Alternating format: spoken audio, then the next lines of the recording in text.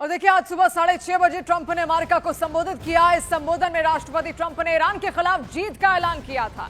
उन्होंने अमेरिकी सेना की सबसे ताकतवर और उसको महान बताया और दावा किया कि ईरान में सत्ता परिवर्तन हो चुका है। ईरान के सभी बड़े नेता मारे जा चुके हैं। ईरान की सेना हमारे कंट्रोल में है। अमेरिका की सुरक्षा के लिए ऑपरेशन जरूरी था। दुनिया ने ऐसी जीत नहीं देखी होगी। ट्रंप का यह भी दावा है कि युद्ध में अमेरिका ने ईरान की नेवी, ड्रोन और मिसाइल क्षमता को खत्म कर दिया। I've made clear from the beginning of Operation Epic Fury that we will continue until our objectives are fully achieved. Thanks to the progress we've made, I can say tonight that we are on track to complete all of America's military objectives shortly, very shortly. We are going to hit them extremely hard over the next 2 to 3 weeks. We're going to bring them back to the Stone Ages where they belong. Discussions are ongoing. Regime change was not our goal. We never said regime change, but regime change has occurred because of all of their original leaders' death. They're all dead. The new group is less radical and much more reasonable. Yet if during this period of time no deal is made, we have our eyes on key targets.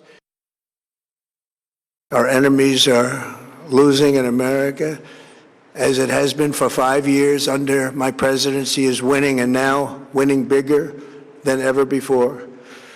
Before discussing this current situation, I also want to thank our troops for the masterful job they did. और देखिए Saudi अरब में Iran का एक बड़ा drone attack भी यहां पर सामने आया है। इस बीच सऊदी अरब में यूएस बेस को टारगेट किया गया। और देखिए इसी के साथ सवाल अब लगातार जिस तरीके से संबोधन यहां पर ट्रंप की ओर से दिया गया है, अरब नेशंस भी अब उस पर क्या वाकई उसी तरीके से भरोसा करेंगे या फिर नहीं, क्योंकि उनके लिए ही अब उसको स्ट्रेट ऑफ हॉर्मुज के आसपास या ईरान को घेर कर रखना एक मजबूरी यहां पर बन गई है। तो ट्रंप आकर देखिए कैसे यहां पर फंसे। नेटो पर ट्रंप ने एक तरीके से चुप्पी यहां पर साध कर रखी। नेटो देश ने उनका साथ यहां पर बिल्कुल भी नहीं दिया। इसके अलावा भी और कई ऐसे सवाल हैं जो लगातार ट्रंप के जहन में भी यहां पर है, क्योंकि नेटो से दूरी, इसके अलावा भी जिन जिन देशों से, अरब नेशन से भी उन्होंने हेल्प मांगी, वो भी सामने नहीं आए। ईरान जंग में बंधक बन गए ट्रंप। ईरान ने फैलाई जंग, फंस गए ट्रंप। फरवरी के आखिर में यूएस इजराइल ने ईरान पर अटैक किया। सुप्रीम लीडर तक को मार दिया गया। न्यूक्लियर साइट पर हमले हुए। लेकिन ट्रंप का मकसद अभी तक अधूरा है। ट्रंप ईरान में रिजीम नहीं बदल पाए, हॉर्मुज को खुलवा नहीं पाए। यहां तक उनके ईरान में न्यूक्लियर ठिकानों को तबाह करने के दावे पर भी सस्पेंस हैं। क्या ईरान के पास कोई ऐसी गुप्त रणनीति है जिसके सामने अमेरिका की ताकत भी बेअसर हो रही है? क्या ईरान इस जंग को सीधे लड़ने की बजाय फैलाने यानी डिफ्यूज करके लड़ रहा है? क्या स्ट्रेट ऑफ हॉर्मुज को ईरान ने अपना सबसे बड़ा आर्थिक हथियार बना लिया है? क्या हिजबुल्लाह, हूथी, इराकी मिलिशिया और सीरिया में बचे हुए विद्रोहियों के जरिए ईरान ने एक साथ कई मोर्चे खोल दिए हैं?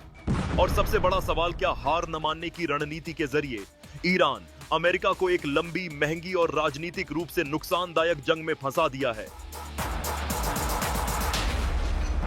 तो देखिए सऊदी अरब में ईरान का एक बड़ा ड्रोन अटैक भी यहां पर हुआ, जहां पर सऊदी अरब में अमेरिकी बेस को टारगेट किया गया है। सऊदी अरब का 4 ईरानी ड्रोन मार गिराने का दावा भी यहां पर निकलकर सामने आया। जो कि जितने भी वहां पर डिफेंस सिस्टम रखे गए हैं वो अमेरिकी डिफेंस सिस्टम ही यहां पर हैं। और ये जो अटैक यहां पर हुआ है ईरान की ओर से किया गया सऊदी अरब पर, और अमेरिकी बेस को यहां पर टारगेट किया गया है। यानी ईरान की ओर से तो साफ संदेश देने की कोशिश है कि हम तो नहीं रुकेंगे, तब तक नहीं रुकेंगे जब तक आप हमारी शर्तों के हिसाब से यहां पर चलने को तैयार नहीं होते। और ईरान पहले ही कह चुका है कि बहुत तरीके से अब आसानी से स्ट्रेट ऑफ हॉर्मुज का इस्तेमाल यहां पर हो गया, लेकिन अगर आप किसी भी जहाज को वहां से निकलना है, किसी भी देश को वहां से निकलना है, तो उनको टैक्स या टोल वहां पर देना पड़ेगा। आप देखिए किस तरीके से भयंकर हमला यहां पर हुआ। आप देखिए सऊदी अरब में यूएस बेस को यहां पर टारगेट किया गया है।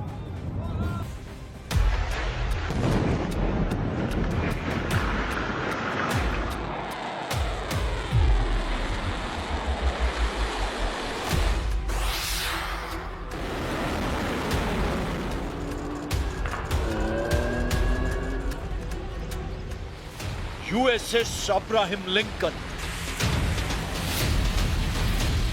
3941, USS Gerald R. Ford 2552, और यूएसएस जॉर्ज एच.डब्ल्यू. बुश 9046. ट्रंप के तीनों कैरियर युद्ध में ईरान को बारूदी डोज दे रहे हैं. इजराइल ने भी ईरान पर मिसाइलों और जंगी जेटों से भयानक हमले कर रखे हैं. लेकिन ईरान जब जवाब दे रहा है तो सुपर पावर और इजराइल की हालत खराब हो रही है, क्योंकि ईरान सटीक मार मार रहा है. ईरान दुखती रगों को दबाता जा रहा है. ईरान उन कमजोर कड़ियों को तोड़ रहा है जिनसे युद्ध का रिजल्ट उसके हक में होता दिखने लगा है. खाड़ी में अमेरिका के सैन्य अड्डों को ईरान ने कब्रिस्तान बना डाला है. खाड़ी देशों में अमेरिका को मदद पहुंचा रहे देशों को ईरान जमकर पीट रहा है. ईरान के टारगेट पर अब अमेरिका की वो कंपनियां हैं जिनकी दौलत से ये युद्ध चल रहा है. ईरान के रेवोल्यूशनरी लड़ाकों ने ट्रंप को फाइनेंस करने के आरोप लगाकर 18 मल्टीनेशनल कंपनियों की बुनियाद हिलाने की धमकी दे डाली है. Cisco, HP, Intel, Oracle, Microsoft, Apple, Google, Meta, IBM, Dell, वॉलेंटिन, Nvidia, JP Morgan, Tesla, General Electric, Spire Solutions, G42 और बोइंग इनमें शामिल है. ईरान ने हाईटेक युद्ध शुरू कर दिया है. बारूदी हथियारों के साथ साइबर वॉर में अब इजराइल अमेरिका को ईरान की डिजिटल आर्मी से लोहा लेना पड़ेगा. लेकिन ट्रंप ने युद्ध के सबसे भयानक दौर में नेतन्याहू को झकझोर देने वाला झटका दिया है. ट्रंप ने ऐलान किया है वो ईरान युद्ध से 3 हफ्तों के अंदर बाहर निकल लेंगे. इसके बाद जंग की जिन्हें जरूरत है वो देश ईरान से निपटे. I've made clear from the beginning of Operation Epic Fury that we will continue until our objectives are fully achieved. Thanks to the progress we've made, I can say tonight that we are on track to complete all of America's military objectives shortly, very shortly. We're going to hit them extremely hard over the next 2 to 3 weeks.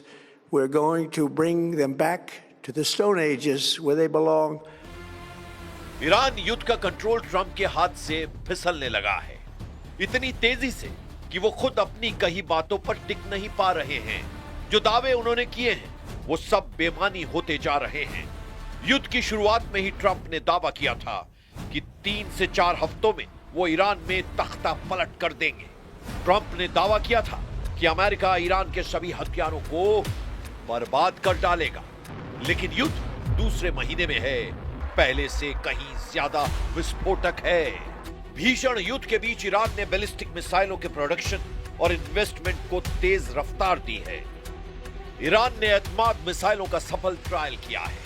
एतमाद मिसाइलों को defence system को चकमा देकर सटीक हमलों के लिए जाना जाता है. एतमाद मिसाइलें डिफेंस सिस्टम के 3 इंटरसेप्ट्स चकमा देकर सटीक हमला करती हैं. ईरान ने स्ट्रेटेजिक जगहों पर बैलिस्टिक मिसाइलों का प्रोडक्शन और उन्हें अपग्रेड करना शुरू किया है. आईआरजीसी के एरोस्पेस ऑपरेशन के फुटेज से एतमाद मिसाइलों की जानकारी मिली है. मतलब यह है कि ईरान के मिसाइल गोदाम खाली नहीं हुए हैं. ईरान में इस्लामिक कट्टर सरकार बरकरार है. ईरान के नए सुप्रीम लीडर मुस्तफा खामनेई युद्ध में जीत की गारंटी दे रहे हैं. रेवोल्यूशनरी रॉकेट फोर्स ने दावा किया है कि 12 घंटों के भीतर 100 बड़ी मिसाइलों, 500 से ज्यादा अटैक ड्रोन और 200 से ज्यादा रॉकेट से दुश्मनों को दहलाया गया है. जिसमें बहरीन में यूएस सेना के बेस और कुवैत में अल अदीरी बेस पर यूएस हेलीकॉप्टर यूनिट को ड्रोन बमों से उड़ा दिया गया है. ईरान ने सबसे ज्यादा तबाही इजराइल में मचा रखी है, जहां उसे हिजबुल्लाह और हूती से पूरा समर्थन मिल रहा है. युद्ध में साथ दे रहे हिजबुल्लाह चीफ नईम कासिम की ईरान के सुप्रीम लीडर मुस्तफा खामनेई ने जमकर तारीफ की है, क्योंकि हिजबुल्लाह लड़ाकों ने गजा इजराइल के हथियार गोदाम को रॉकेट के हमलों से जला डाला है.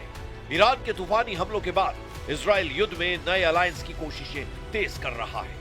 पीएम नेतन्याहू ने पहले ही बता रखा है कि वो अमेरिका के साथ ईरान के उन दुश्मनों का गठबंधन बनाएगा जो युद्ध में शामिल होने के लिए तैयार है.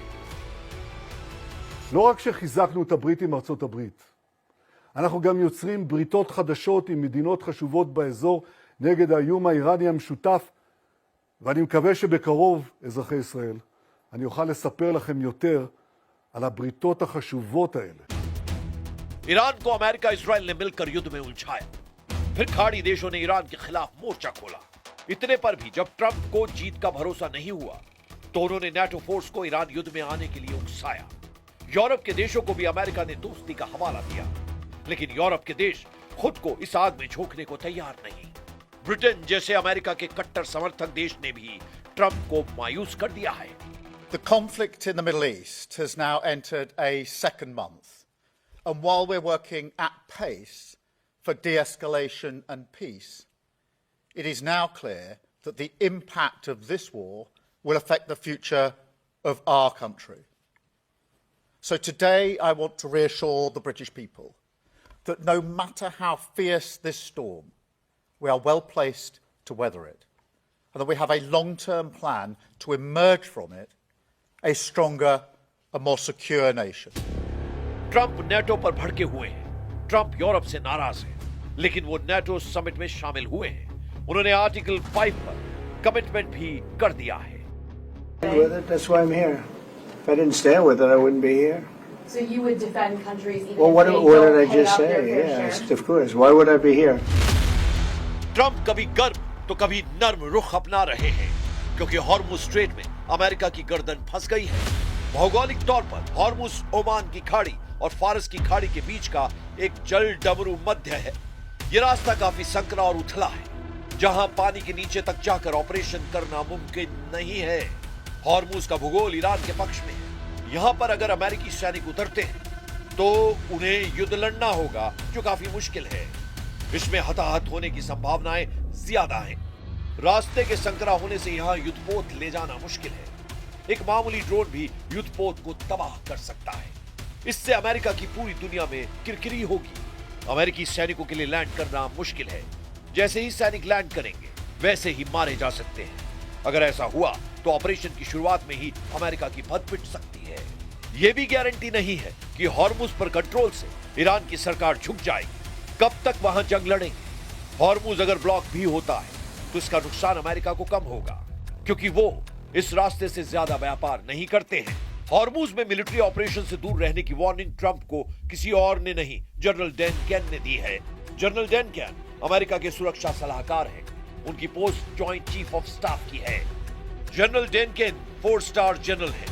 न्यूयॉर्क टाइम्स के मुताबिक जनरल केन ने ट्रंप को समझाया कि यहां ताकत से कब्जा नहीं किया जा सकता है। ईरान ने हॉर्मुज में जबरदस्त वॉर प्लान बना रखा है।